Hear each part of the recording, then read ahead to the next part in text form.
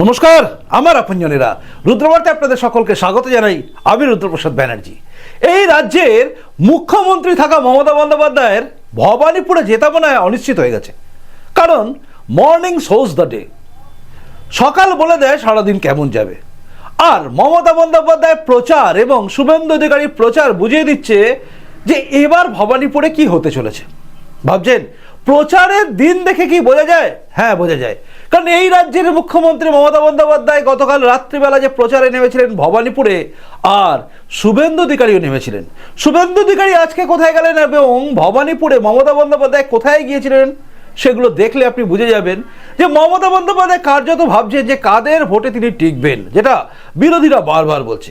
মমতা বন্দ্যোপাধ্যায়ের প্রচার এবং শুভেন্দু অধিকারীর প্রচার পাশাপাশি যদি দুটোকে রাখি তাহলে যেটা বেরিয়ে আসবে, উত্তরটা আপনি সহজেই পেয়ে যাবেন যে মমতা বন্দ্যোপাধ্যায়ের চিন্তাভাবনা কোথায় গিয়ে আটকে আছে। আচ্ছা, আজকে সকালবেলা শুভেন্দু অধিকারী ঠিক কোথায় গিয়েছিলেন জানেন? কালীঘাটে। কালীঘাটের মন্দিরে গিয়েছিলেন এবং সেখানে গিয়ে মন্দিরে পুজো দেওয়া এবং তারপর সেখান থেকে বেরিয়েছে জনসংযোগ করা। এক ঝলক আপনি আগে দেখুন।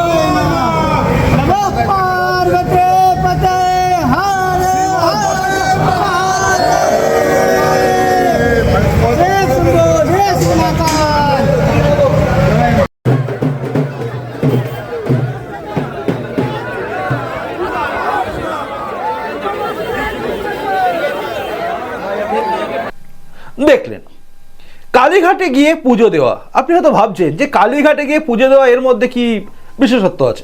এ তো সবাই দেবে, মমতা বন্দ্যোপাধ্যায় কদিন পরে বেরোবে না। এখানে বিশেষত্ব আছে।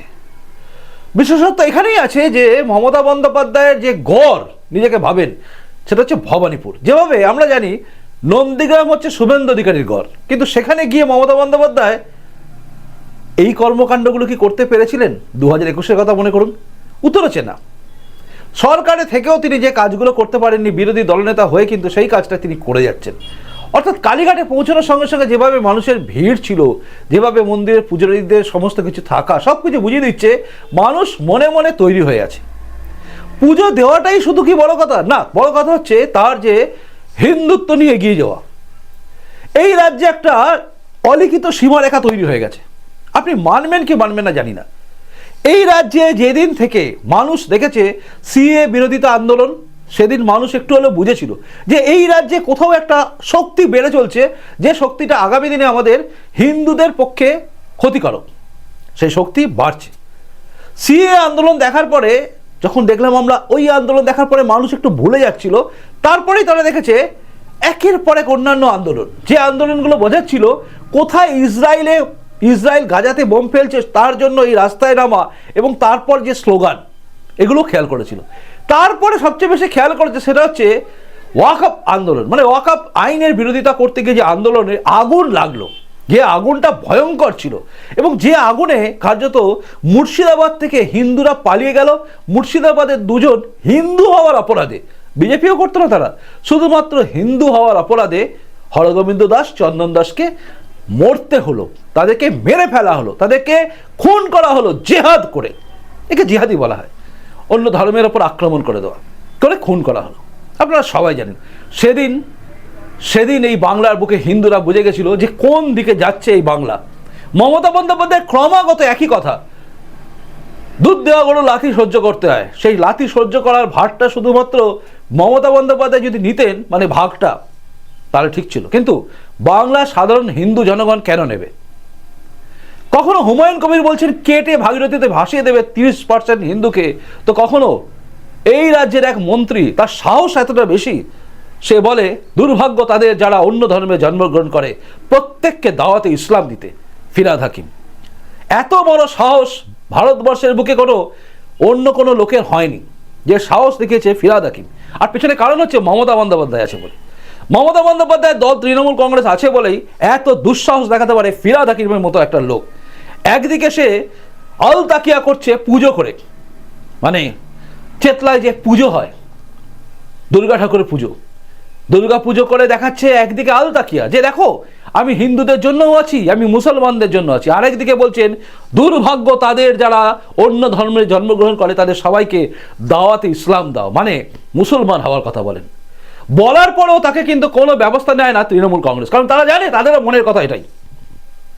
এই জন্য একটা অলিখিত জায়গা যেখানে দাঁড়িয়ে দিন ইলাহি বলে একটা ধর্ম ছিল যেটা আকবর তৈরি করেছিল, অ্যাকচুয়ালি সেটা হচ্ছে ওয়ান ওয়ে, অর্থাৎ হিন্দুরা সেখানে যেত এবং তারপর তারা কনভার্ট হয়ে ইসলাম চলে যেত, মুসলমান হয়ে যেত। কিন্তু মুসলমান কোনোদিন দিন ইলাহি ধর্ম নেয়নি, এটা ইতিহাস বলে। আর সেখানেই যেন এই রাজ্যে দেখতে পাচ্ছি তৃণমূল কংগ্রেস তাদের যে সেকুলারিজম দেখাচ্ছে সেটা যেন সেরকমই। যাই হোক, আসল কথায় আসি।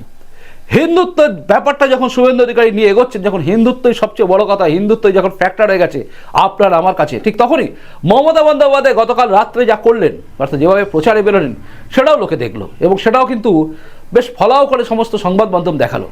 দেখুন।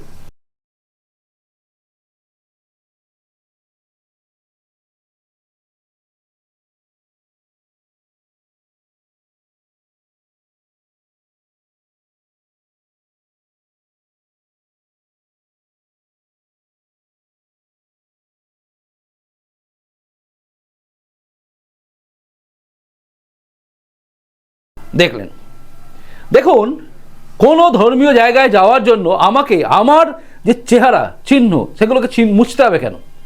আমি হিন্দু, আমি হিন্দু কোনো মুসলিম জায়গায় গেলে পরে সেখানে আমাকে মাথায় যদি ফেস টুপি পড়তে হয়, তাহলে তো মুসলমানদের আমাদের অনুষ্ঠানে যেতে গেলে মাথায় তিলক, গায়ে উত্তরীয় দিতে হয়। তা কি করে? উত্তর হচ্ছে না। কে কি পড়বে, কে কি করবে সেটা যেমন তার ব্যক্তিগত ব্যাপার, ঠিক তেমনি এই রাজ্য আমাদের কাছে একটা প্রশ্ন ওঠে, যখন কেউ দাওয়াতে ইসলামের কথা বলে মন্ত্রী, তার পাশে যখন এই মমতা বন্দ্যোপাধ্যায় থাকেন, তখন বুঝতে হয় আমার ধর্মটা কি খারাপ ধর্ম?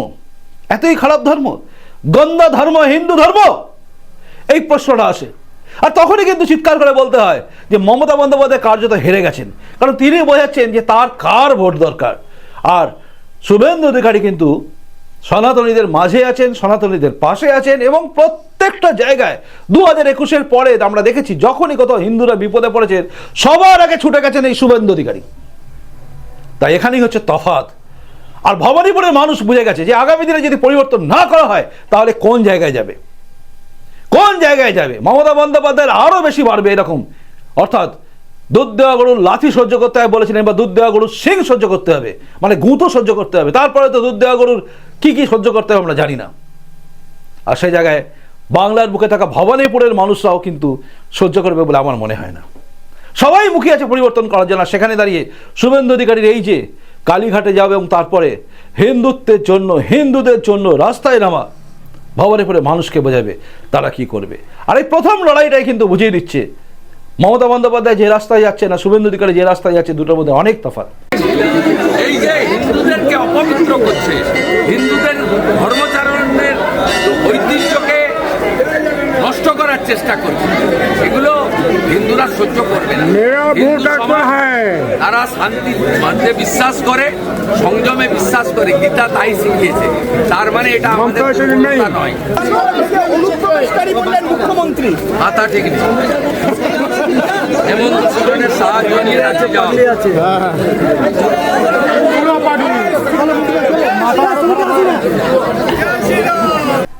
আপনি কি ভাবছেন ফার্স্ট রাউন্ডে কাকে মনে হচ্ছে এগিয়ে গেছে জানাবেন। কিন্তু আপনাদের প্রত্যেকে সুচিন্তিত মতামত দেখার অপেক্ষায় আমি রইলাম, আর আমার পরবর্তী রুদ্রবার্তা দেখার অপেক্ষায় আপনি থাকুন।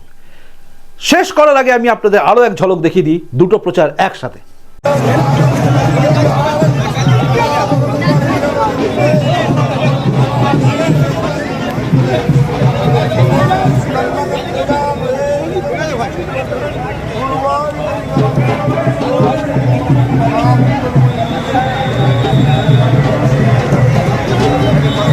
একদিকে শুভেন্দু অধিকারী তো অন্যদিকে মমতা বন্দ্যোপাধ্যায়, দুজনের প্রচার পাশাপাশি রয়েছে, একজন হিন্দুত্বের জন্য আর একজন মেকি ধর্মনিরপেক্ষতা। আপনি কাকে ভোট দেবেন?